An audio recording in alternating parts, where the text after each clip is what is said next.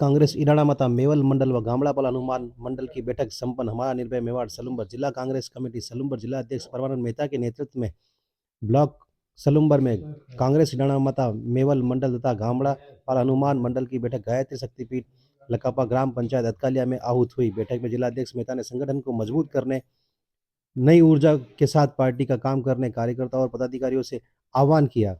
किसी भी कार्यक्रम में जिला अध्यक्ष और किसी भी पदाधिकारी को पगड़ी एवं माला पहनाने की औपचारिकता को बंद करें। केवल अन्य अतिथि नेता व पदाधिकारी को ही पगड़ी माला से स्वागत करें। जिला अध्यक्ष मेहता ने कहा कि इन